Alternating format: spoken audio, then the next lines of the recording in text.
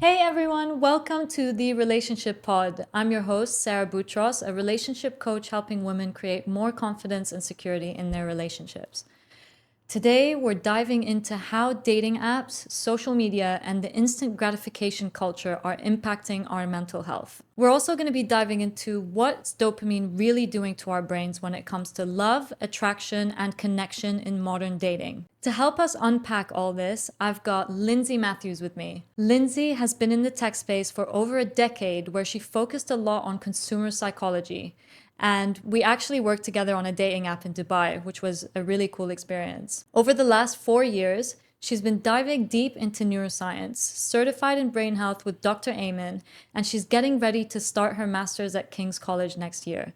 So you could say she knows a thing or two about the brain.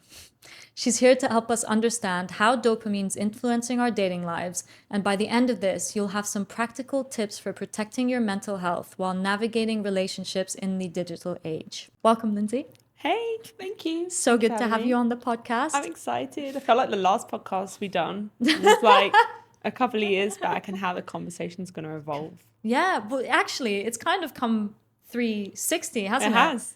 That is really interesting. It is. Just with a little bit more brain science behind it, which is Yeah. really cool. So me and Lindsay actually did a podcast a few years ago on self-love and the way that self-love impacts relationships. I'll actually link it in the bio if you want to see Sarah 3 years ago talking about self-love. Yeah, that was really cool. And I'm very excited for this conversation because I know that you love to geek out on all the good neuroscience stuff. So I'm really, really interested to hear what you have to say about this. And I know that dopamine's become such a big buzzword where it seems to be driving everyone's behavior in every aspect of life. But I'm wondering if you can explain a bit more what dopamine actually is for people who might not fully understand what it is and how it works, and kind of like bring it into how does that actually impact the way that people are showing up in dating today? Yeah, for sure.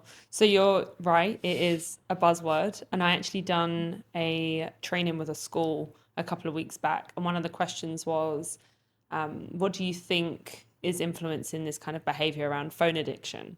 And, what is the name of the chemical? And like these kids knew it. And I'm like, did I know that at school? Like, I don't think, I didn't know that at school. I didn't even know it till so many years back. Yeah. And I think it is a buzzword and it is kind of being put over social media a lot today. And people are thinking about it and they're recognizing it and they're far more aware of it. But I don't know if people are fully aware of how bad it can also be, as in the type of dopamine that we get. So I think maybe just taking a small step back here as to what dopamine is, but there are different types of dopamine as well. So dopamine, most people know dopamine as the neurotransmitter in your brain that is responsible for making you feel good, which is true, but it's the chemical that motivates you, essentially. And I like to think of it as something that motivates you as opposed to feeling good, because I think we can become really addicted to this kind of feel good and this pleasure, which kind of leads me on to my next point around the different types. So dopamine is that kind of reward, feel good, motivating neurotransmitter that we have in our brain that everyone is craving today, and always craving. And we have kind of two types of it. So the two types of it are, like, what I like to say is artificial and real. Okay, so artificial dopamine would be something like social media, dating apps, junk food, alcohol, drugs, cigarettes, like all the things that ultimately make us feel good in that moment. Or we do them with a low effort and we get a high reward for it. But then you have like your real dopamine, which is like connecting with human beings, okay, and going for a walk, getting out in sunlight, eating healthy food, and the things that require often more effort and it takes longer to get that reward. Okay, so it's more sustainable in the long run. But typically people will opt for the artificial dopamine because they're straight away getting that instant hit. And I'm going to explain this because I think it will kind of tie back to dating a lot more.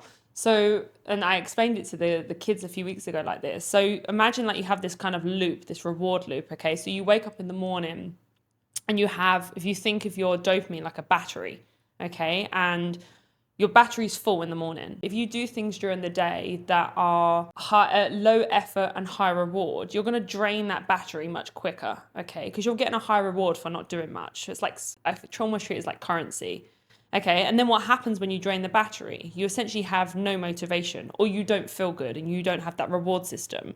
So what do? You go back to doing something that's low effort and high reward, and then you end up in this loop, this constant loop. Whereas if you do something starting your day that is high effort and takes longer to get that reward, you're not depleting the battery as much. Therefore, you've got more motivation and you've got more of feeling good to continuous in that cycle as well. So it's almost like, which cycle do you want to opt for? And if you think about it from a dating app perspective, we're going for this low effort, high reward, because every time you match with someone or every time you interact with someone on a dating app, you feel good. Okay. You swipe someone, you swipe right or left, swipe right, and they swipe right, match. Oh, they've matched me. I feel good. You've literally had to swipe to get that feeling. Yeah. So then it goes in this cycle, and we become addicted to it. And then I think people become more addicted to the swiping culture than they do the actual meeting. And this is why then, people get ghosted and people become pen pals on dating apps. Yeah. Because they're more addicted to using their device and swiping to get that instant reward, that they don't even feel that they need to meet that person in life because they've got the fix that they were looking for. Yeah, that's so fucking interesting because when I was on the dating scene, not actually that long ago, one year ago, and I genuinely wanted to meet someone, and I fucking hated using the dating apps, to be honest. It was just exhausting because I'm like, okay, if I do match with someone, you do get that initial, oh, okay, you're excited by the potential of what it could be, but then it doesn't go anywhere because people are genuinely just on there to get swipes and just to get that validation. It was so hard to actually get off the app and meet someone in person. So I've definitely seen that in my experience of being on dating apps, how that is such a big thing. And how do you think that this is now impacting people's mental health, this whole swiping culture and their abilities to actually build relationships? Yeah, so I think, if you look at kind of dopamine overall, and not even just related to dating apps, I think we're in this society, in this kind of modern culture now where we expect to have these kind of this reward and these feel good moments without doing much. Okay. And then we again get into this kind of cycle of doing things that kind of end up being meaningless. Okay. Because if you keep swiping and you keep matching and you don't actually meet these people, kind of what's the point? Yeah. Like, what is the point? You're just spending hours, I don't know, hour, 2, 3, 4, how many hours you spend on your phone to feel good in that moment, but you don't actually have any human connection with these people. And I could go off on this topic massively, but I think it really stems back to the human connection element of that, like it's massively missing, or I think COVID kind of played a part in this as well, of like, disconnecting us and everything's kind of through devices and everything's virtual. And I think dating apps has a role to play in that as well, making them highly addictive. Probably a little bit controversial this, but it's making these apps highly addictive. And it's like, what are we prioritizing? Are we prioritizing profits or are we prioritizing connection? And then if we're prioritizing profits over connection, okay, great, we have this app that's highly addictive and we have this high engagement and we're making more money as a company, but we've got people on the app that aren't actually getting the results from the app that they want to get, which ultimately is human connection. And that is what most people desire. And actually, when I done a survey with 350 children recently, and this was kind of not related to dating apps, but just to kind of give you the insight into human connection, most people were more concerned about using their phone to have human connection. So people are like massively craving it, but we're designing something that's more led towards making money than it is to actually solving a problem of human connection. Yeah. So I think that's where, coming back to your question of how does this impact mental health, we are like, as human beings, we are designed we're social beings. We're supposed to be spending time together, like physically as well. And if we are not doing that, that affects our mental health. And then kind of going off a little bit on that, you have something called oxytocin, which is another neurotransmitter, and that's really responsible for like our bonding and our connection, our intimate, and not necessarily sexually intimate, but like an intimate and emotional connection with other human beings. And that's not being fulfilled through the dating apps. It's just dopamine. So it's this fast reward system. Our oxytocin isn't considered in this, which is is there to form that human connection. So yeah, I think I've kind of made my point there. I think I question, and I think there's kind of like, when I've looked into this and researched this, is like, are we prioritizing profits over connection? Because if we are, that's probably why these apps are causing mental health problems. Yeah, I'm with you. And I remember when I used to work for the dating app, I used to read a lot of articles on this because I did a lot of research for the content, and maybe not the most ethical way of marketing, but we just used to shit on other dating apps because, to be fair, the dating app that we did work for had a very good core message, which was like, get people off the fucking app and meet in person. Yeah. And through that research, I also found the sort of tactics that these businesses were using to try and keep people on the apps for longer. Yeah. With things like having bots on the app just to kind of try and build the numbers, and like fake profiles of really hot women to just keep people on the app and swiping. Yeah. And it's really, really bad. Yeah. So I think when everyone says, because I've spoken to a lot of people who are probably in the same position as me, and maybe you at some point, where they were like, I cannot be bothered to use these dating apps. They're so pointless. And I think it's clear why when you say what you say about them prioritizing the business over the connection. Yeah.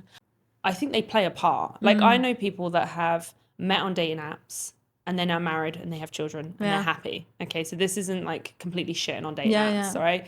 But this is, I'll probably kind of go more into this in the conversation around kind of being more conscious about how we use them. But there is dating apps out there that I think are more connection focused. Like that's and more ethical in a sense. And I think Thursday is an example. I don't know if you know Thursday. I've heard of it. So yeah, like, you know, the whole point of Thursday is that we met on Thursday. Yeah. Okay. And their marketing is amazing as well. They do some really cool marketing, but they do a massive in real life concept. Like, they have events all over different cities and they're massively expanding. And I follow the founder on LinkedIn, and I just love their message and I love what they're trying to do. So I think what we're discussing today is not to shit on dating apps, but I think it's about how we use these apps, and also which apps are we using? Like, what are the more ethical apps that we can go to? What are the ones that are actually bringing that online and offline experience as well? And I think it even goes beyond dating apps. I think a lot of businesses now are realizing that offline element is needed. So you needed. Yeah. So yeah, for sure. And I guess that can bring us on nicely to, specifically from a dating app perspective, how can people use dating apps more in a way that is more conducive to helping them create connection and also protecting their mental health from that fake dopamine? I'm actually going to share a really personal story here. This is quite, you've heard this story before, Sarah, so you're probably like, I cannot believe you're sharing this. But a few months ago, earlier this year, I had like a pretty poor experience from a relationship that was started off the back of a dating app. And admittedly, if I take some responsibility in this, I wasn't ready for that relationship. And I probably just ignored some of the things that we typically ignore when we're not ready for things, okay? And I then went back on to a dating app shortly after we broke up. And when I went back onto it for like, let's say an hour, I did not feel good. Like, I noticed straight away that I didn't feel good, to the point I was actually physically sick. Like, I was anxious about the thought of even using this app. So the reason I'm sharing this is because I think it's about having some self-awareness about, are you ready to date? And mine was quite extreme. I get a lot of like physical symptoms when if I'm ever anxious, but I listened to those and I was like, I don't think I'm ready to date. So I'm going to actually delete this, because if I'm literally being physically sick at the thought of even being on an app, that's definitely an extreme. But what my point is like, I think it's about having self-awareness and being more, questioning like, am I actually ready to date? Or am I doing this with like, to put my dopamine goggles on, you know, and to feel good, or dopamine hat, whatever you want to call it. what is the intention? That kind of leads me to the next point of like, what is the intention of it? So like first point, self-awareness. Why do I want to date? Is it because I genuinely want to meet someone? Or is it because I just want to, I just want some validation. Exactly. Yeah, no. Secondly, like what is my intention? Okay, if I do want to meet someone, why do I want to meet someone? What's my intention behind this? Do I just want to meet someone for something casual? Do I want to meet something because I want to have a long-term relationship? Do I want to meet the one, let's say, if there is the one? So I just think being more intentional behind it as well. And I think the third thing would be around the usage of it. Like how much time are you actually spending on this app versus actually going out in real life and trying to meet people? Like, I don't think it's necessarily like, oh, I want to meet someone, so I'm only going to rely on one source, which is Tinder, Hinge, Bumble, Thursday, whatever it is.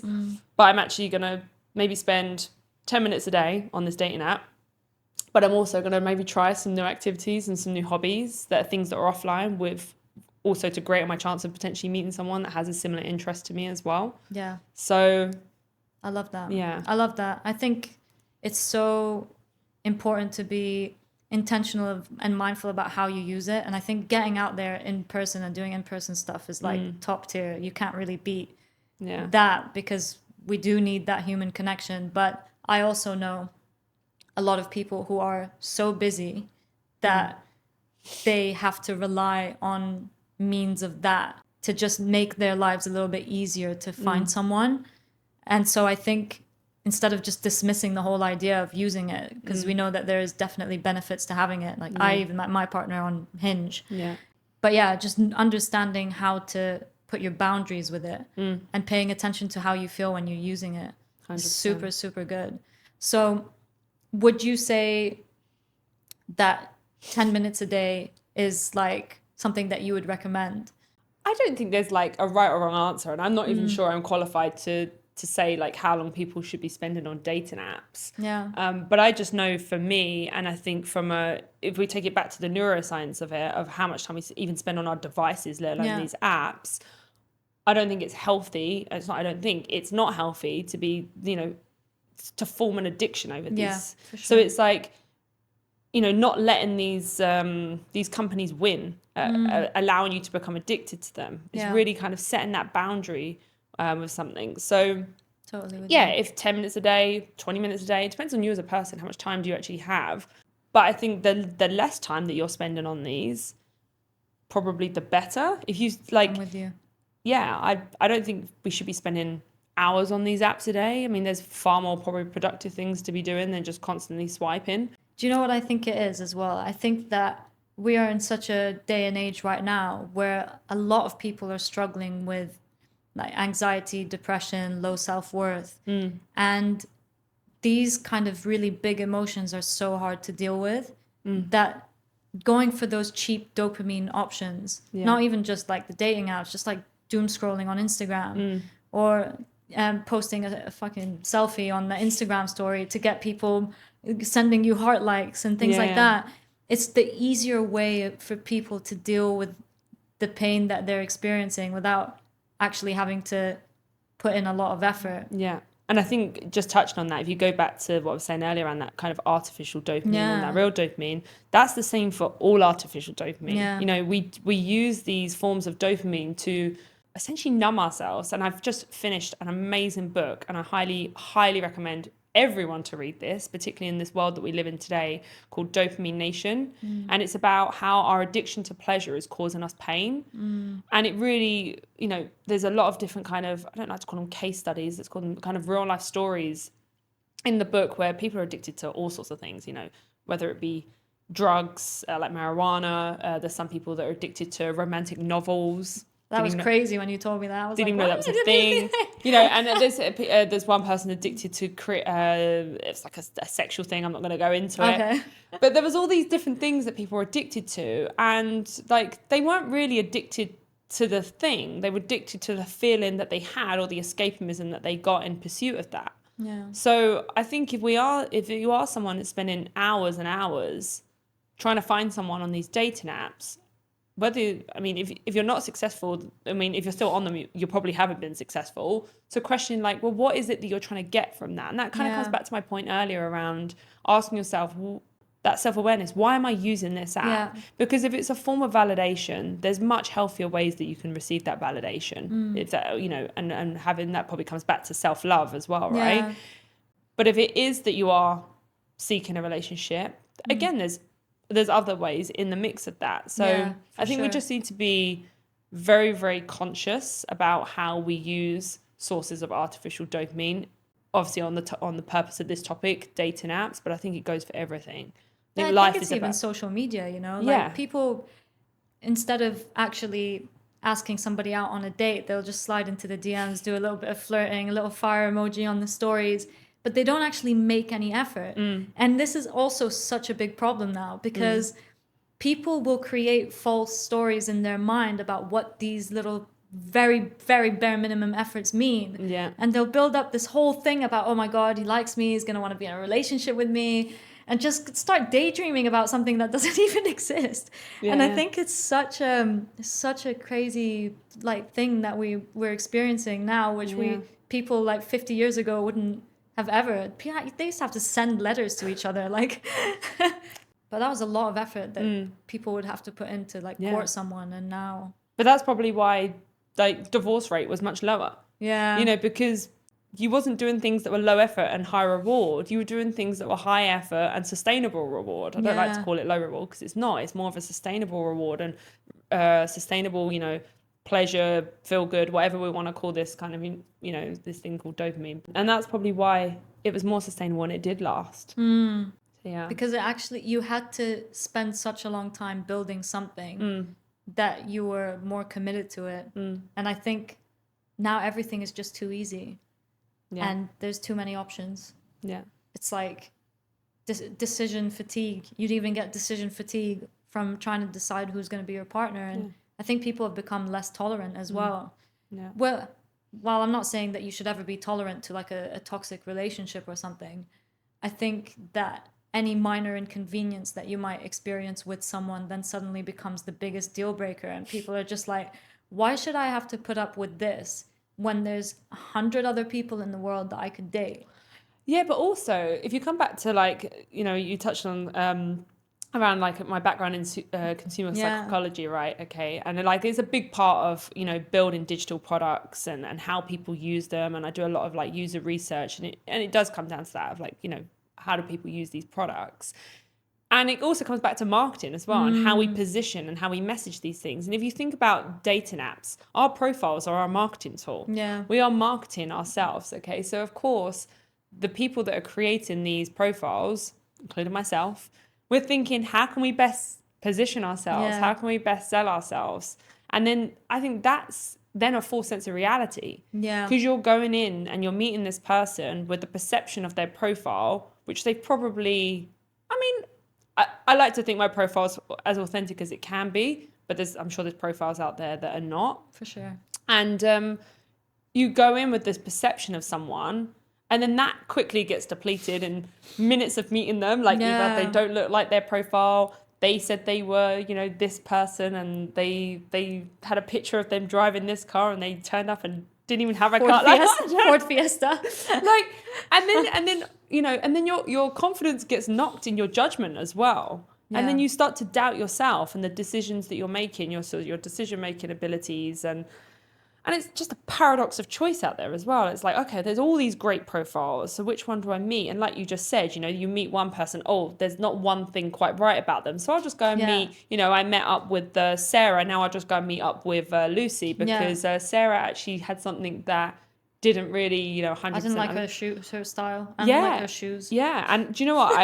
I recently started seeing someone, and I was literally saying to him about your perspective on this, and I was like, I'll be hands up honest here, I think I was one of those people and guilty of almost having every box ticked, being perfect. If that person doesn't meet that criteria, then I'm going to stop dating them. I wasn't someone that would be like, I'm just going to stop dating them and move on to the next, but I would potentially just stop dating them because they didn't align with X, Y, and Z. And I think you helped me really open up my mind a little bit to that, as like, maybe you're going to meet someone, and not everything you have to meet eye to eye on. There's obviously some core things and there's some non-negotiables, but not everything. And actually that probably creates a diversity in the relationship as well. 100%. So I think it always comes back to this dopamine. It's like we always just want to feel good, and if you don't agree with me, or you do something that I don't like, and that doesn't make me feel good, so push it aside, on to the next. And then it's just this constant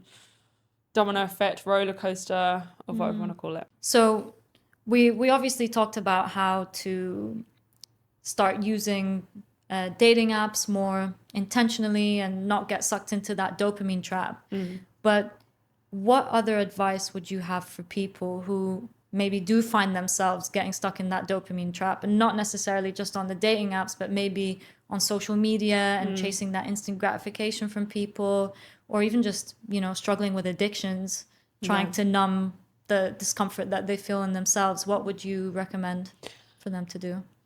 So I think that's a great question, but it's also a massive question. And I think I kind of want to break that down a little bit, because you touched on like addiction there, like that's a whole other thing in itself. And I think maybe just to kind of bring this maybe a little bit more surface level in terms of the day to day, and instead of going into like, deep addictions of why people are addicted to these things. But I think day to day, I think we're all addicted to some degree, including myself. And I think it's, again, coming back to being more conscious in how we manage it. But I think it's recognizing, and going back to what I said earlier around like, if you're constantly using dating apps or social media, a lot of the time it's validation that we're seeking. It is. Or we're using these devices, these apps or devices to numb how we're feeling. So I think it's like tapping into asking yourself some questions there. Like, what am I seeking from this? What do I want to feel from this? How can I get that feeling from something else? Because dopamine is just a chemical, right? So if you're using dating apps to enhance that chemical in your brain, where else can you seek that from? This is far easier said than done, because it takes practice and it takes like introducing things. And I think the first thing is, and I say this to everyone, it's something I swear by. I swear it should be like a sticker on my head or something. But like the how you start your day, what you feed your brain, in the morning, is how the trajectory of your day will go. Okay. So if you're going to, and I've done this, you wake up in the morning and you do look at dating apps. I've done this quite a few years ago when I was probably a heavy user of dating apps. Okay. I had Hinge, Bumble, Tinder. I had all of them, right? The whole shebang, Now I'm not like that, and it would be like if I was messaging someone the night before, it'd be like in the morning, like I want to check, have they replied or have they matched me or whatever it is. It's like, try and be really conscious about using, like, what are you consuming first thing in the morning? Because if you're going to wake up in the morning and use, whether it's just, social media, whether it's a dating app, whatever it is, that's this artificial element of dopamine, you're more likely going to crave that throughout the day as well. So that's more of a practical tip. It's like, start your day with something that's like real dopamine, like connecting with someone. Like maybe you live with your friends, maybe you live with your family, maybe you live with if you live with your partner, you might not be listening to this podcast. Or maybe you are, but maybe you're ready to escape the relationship and go on to your next one and get that dopamine hit. But so I think starting your day in a healthier way. Does that kind of answer your question? It does, yeah. I think like, what happens if you're a lonely soul? What else could you do other than seek out human connection first thing in the morning? Like obviously seek out human connection maybe throughout the day, but if you can't do it in the morning, what else would you suggest? Yeah, and I think that's a completely different topic in some ways, because really the morning bit is really focused on dopamine. But if you're someone that's lonely and you're seeking human connection, that comes down to oxytocin. Okay, so that doesn't matter what time of the day. And that's really about kind of putting yourself out there more in real life and spending time with people that you trust, that make you feel good, recognizing toxic relationships. Sarah, you're far more qualified to talk on that than I am. But recognizing like where there is opportunity to have more human connection. Yeah. And if that's lacking, like think about, okay, well, what are the things that I love to do for myself? How could I maybe incorporate that with doing it with other people that also have the same interests as well? Yeah. But that's more around oxytocin. So it doesn't matter the time of the day, but if you are feeling lonely, I would say do things that are going to stimulate you. Connect with people. In real life. Yeah, for sure. And don't just solely rely on these apps. Yeah, agreed. And that doesn't, by the way, that doesn't have to be romantic. Like you can literally hug someone and spark oxytocin in your brain. Yeah. Like I can hug you now, my brain will release oxytocin. I think going back to my point earlier, people think that they want a relationship or they want romance, but you can find that feeling, not always in the same way, because obviously there's a sexual part to it, but you can get similar feelings from other connections. For sure. Yeah. And it's kind of going off on a bit of a tangent, but I've been reading a lot of Esther Perel's work, and I've just recorded a reel about this topic because I've found it super, super interesting. And it's basically talking about how now we expect to get everything from one person, every single thing from just one person, when we used to have an entire community that helped us fill those buckets, and like even personal passions and personal goals. But now everyone's just like, I want to get everything from this one That person. was me a few years Yeah, ago, literally. ticking all Well, those me boxes. too. Yeah, me too. Yeah, And it's crazy. Yeah. A bit of a tangent, but I just thought it was really interesting and relatable No, to what you were it is. saying. Yeah. And do you know what? And just touching on things that we've read or we've heard from somewhere else and coming back to kind of practical tips. This is something my brother shared with me a few years ago. And he always said, if you think of dating like destinations, okay, when you travel, you don't travel to a destination with the intention of always living there.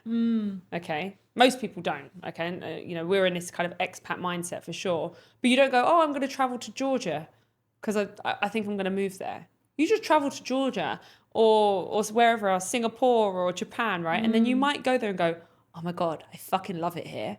I want to move here. Yeah. And he was like, if you treated dating in the same way, it probably would be more fun. I love that. You treated it as like, okay, I'm just going to go there and have this experience with this person. And if it's good, maybe I'll return. Maybe I'll return a few times. Maybe I'll end up living there. And I was like, it's a really good analogy to kind of think about and not have that feeling of sadness and like feeling let down if a date doesn't go well. Totally with you. Yeah. So I think that's about managing our expectations. And it's quite a nice way to put it. I love it. That's such a great analogy. Yeah. And I think it is so important to not have expectations. Obviously, you can have intention for what you want to get out of dating, like what you kind of spoke about before. Like, you there to meet someone that you want to be in a relationship with? Do you want casual sex? I think it's important to identify what the intention is, but not to project that intention onto every single person that you meet, and just allowing yourself to actually experience what it is like to get to know this person before you immediately decide that you're meeting them because they're going to be your next partner. Yeah.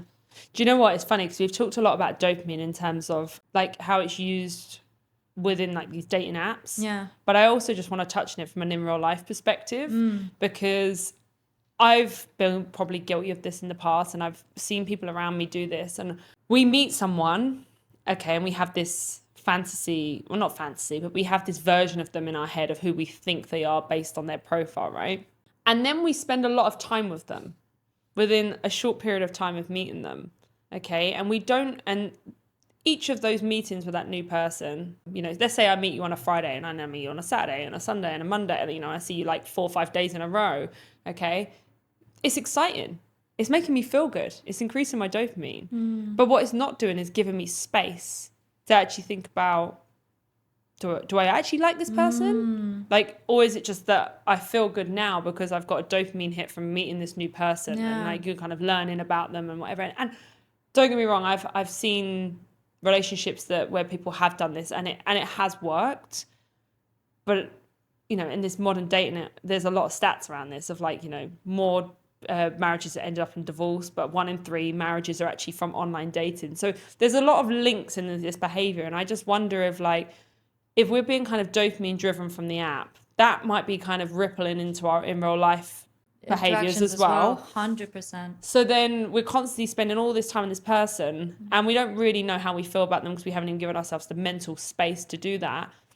And I'm saying this from a very recent experience. I've been dating someone for nearly 2 months now, and like our meetings have been like a week apart. I think there's like 1 week maybe we met in the week, but like they've generally been a week apart. And that's really allowed me time to think, do I really like this person? Am I doing this for validation? Do I see myself continuing like not thinking about marriage, but like, do I see something from this person progressing? Yeah.